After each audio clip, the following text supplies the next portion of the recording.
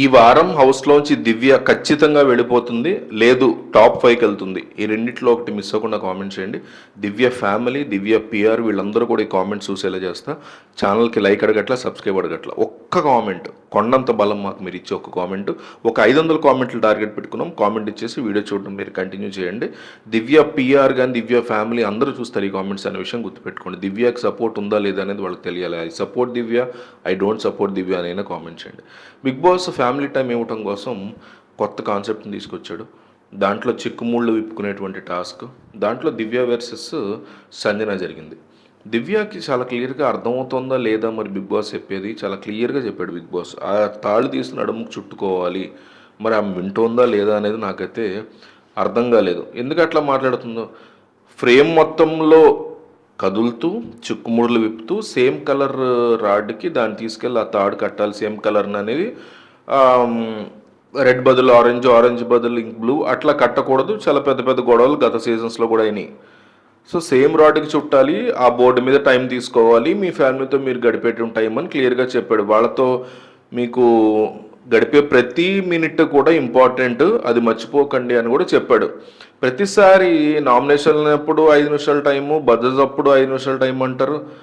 అందరికీ ఈక్వల్ ఇస్తే బాగుండేది కదా అనే డిస్కషన్ అయితే నడిచింది. సో అందరికీ ఈక్వల్ ఆపర్చునిటీ ఇస్తేనే కదా కప్పుకి దగ్గర అయ్యేది అనేటువంటి డిస్కషన్స్ కూడా జనాల్లో నడుస్తున్నాయి. తనూజకు టూ మచ్ టైం ఇచ్చారనే అలిగేషన్స్ కూడా వినిపిస్తున్నాయి.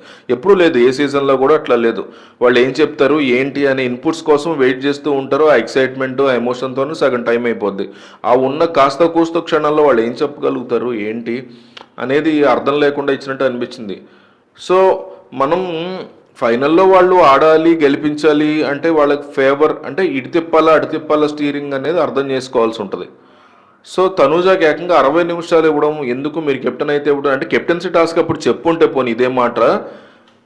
అంటే బంపర్ ఆఫర్లు అనేవి బిగ్ బాస్ కావాల్సిన వాళ్ళు కెప్టెన్ అయినప్పుడు ఇస్తారా అనేది ఒక క్వశ్చన్ జనాల నుంచి డెఫినెట్లీ రైజ్ అవుతుంది. మరి కెప్టెన్సీ టాస్క్ పెట్టినప్పుడే, ఇప్పుడు తనూజ, నిఖిల్ అండ్ రీతు వీళ్ళు ముగ్గురు పోటీ పడుతున్నటువంటి టైంలో కెప్టెన్సీ టాస్క్ పెట్టినప్పుడే అప్పుడే ఈ అంశాన్ని చెప్పేసి అక్కడి నుంచి ఓకే అప్పుడే చెప్పారు కదా కెప్టెన్ అయిన వాళ్ళకి అన్నట్టు మేము కూడా అర్థం చేసుకుంటాం. ఈ చుట్టుకునే టాస్క్ విషయానికి వచ్చేసరికి ఉన్న వాళ్ళందరిలో కూడా ఇమ్మాన్యుయలే చాలా వరకు బెస్ట్గా తను చుట్టుకున్నాడు. చాలా ఇబ్బంది పడ్డాడు, బట్ సంజన గైడ్ చేసింది, మళ్ళీ బాగా చుట్టుకున్నాడు. అందరికీ గైడ్ చేసింది సంజన. అక్కడి నుంచి దూరం నుంచి చూసినటువంటి భరణి కనీసం అక్కడ ఏం జరుగుతుందనేది కూడా అర్థం చేసుకోకుండా ఇది రాంగ్, ఇది రాంగ్, ఇది రాంగ్ అంటూ వచ్చాడు. ఆ తర్వాత అతను ఎట్లా చుట్టుకొచ్చాడంటే అంతకంటే వరస్ట్గా చేత్తో పట్టుకుని వచ్చేసాడు అతను. చాలా ఇదిగా చేశాడు. సంజన కూడా ఓకే ఓకే అని యాక్సెప్ట్ చేసేసింది అతనికి సంబంధించి. అతను గట్టిగా అరిచేసి అంత ఇష్యూ చేసి మళ్ళీ అంటే లైవ్లో చూసేది అంత ఇమాన్యుయల్ ఎట్లా చేశాడు అనేటువంటి బిట్ చూపించకపోతే ఎంత అన్ఫైర్ ఆడేశాడా, అంత దారుణంగా ఆడేశాడా అనే ఫీలింగ్ వస్తే, ఎపిసోడ్లో చూస్తే ఇమాన్యుయల్ చాలా పర్ఫెక్ట్గా చేశాడు, భరణి అంత అరిచి చాలా రాంగ్గా చేశాడు. కనీసం పట్టించుకోలేదు ఎవరో కూడా, ఇమాన్యుయల్ తప్ప. సో డీమన్ బయటకు వచ్చేసాడు, కళ్యాణ్ కూడా ఇష్టం వచ్చినట్టు చుట్టేసి రకరకాలుగా చేశారు వీళ్ళు. సో పర్ఫెక్ట్గా ఆడింది ఎవరంటే ఇమాన్యుయల్ ఒకడే. సో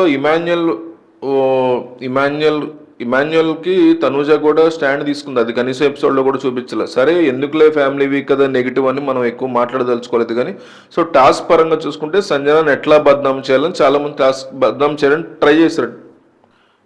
అయితే ఈ పర్టికులర్ టాస్క్లో ఏంటంటే దివ్య ఎక్కువగా సంజనాని యాజ్ ఎ సంచాలక్ బద్నాం చేయడానికి చాలా ప్రయత్నం చేసినట్టుగా అనిపించింది. లైవ్లో చూసిన, ఎపిసోడ్లో చూసిన. అసలు ఇమాన్యుయల్ తప్ప ఎవరు పర్ఫెక్ట్గా ఆడలేదు. ఫస్ట్ వెళ్ళాడు, బెస్ట్ వెళ్ళాడు, పర్ఫెక్ట్గా ఆడాడు. సంజన సంచాలక్గా కూడా 100% పర్ఫెక్ట్గా చేసింది అన్నట్టు నాకు అనిపిస్తుంది. ఏమాత్రం తడబాటు లేకుండా చాలా ప్లాన్డ్గా చేసింది. ఇప్పుడు బిగ్ బాస్ ఎందుకు పెట్టాడు టాస్క్ అంటే ఎవరికి వచ్చిన వాళ్ళు అది పంచుకోవడానికి కాదు కదా ఆ టైమ్స్ని. సో ఎవరు ముందు వస్తే వాళ్ళు తీసుకోవాలి టైం స్లాట్ అని. సో సంచాలక్ లాగా నా రూల్స్ని పాటిస్తున్నానని చెప్పడంలో కూడా తప్పే ఉంది. దాని మీద కూడా దివ్య గొడవ వేసుకోవడం అనేది మనం చూసాం.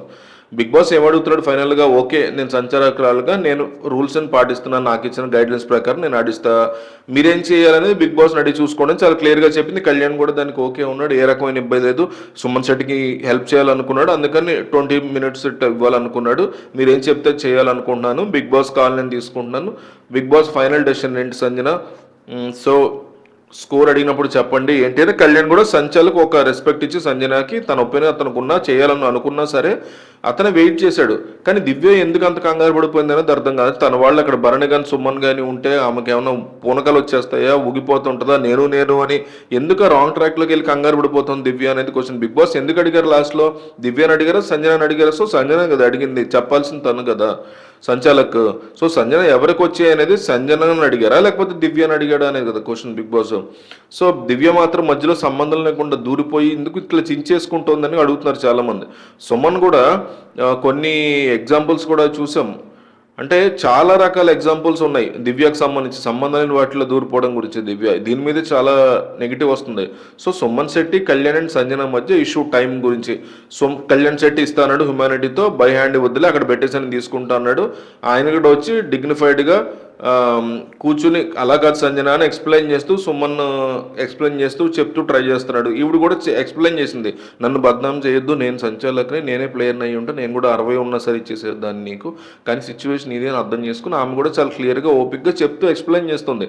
నాకు కదా ఇబ్బంది అవుద్ది రేపు పొద్దున అని చెప్తుంది. సుమన్ సెట్ ఏమో ఇస్తే బాగుంటుంది కదా అని ఆలోచించవచ్చు కదా ఆయన రిక్వెస్ట్ చేసుకున్నాడు. కళ్యాణ్ కూడా హ్యుమానిటీ ప్రకారం కాదండి బిగ్ బాస్ ఏమనంటే నేను చూసుకుంటాను ఆయన కన్విన్స్ చేసుకున్నాడు. వీళ్ళు ఉందాక హ్యాండిల్ చేస్తుంటే సంబంధం లేకుండా ఎరగెన్స్తో నోరేసుకుని పడిపోతుంది దివ్య. అసలు సంబంధం లేకుండా అంటే ఈ ఒక్క ఎగ్జాంపుల్ ఉంది కదా, రకరకాల ఎగ్జాంపుల్స్ వల్ల దివ్య మీద ఈ రకమైనటువంటి నెగిటివ్ వస్తుంది. ఇప్పుడు గౌరవ్ భరణి మధ్య కూడా ఈమె దూరిపోయి అప్పట్లో ఎందుకు దూరావు నువ్వు అంటే నేను టీం మెంబర్ అంటది. అసలు సంబంధం లేనటువంటి ఇష్యూస్.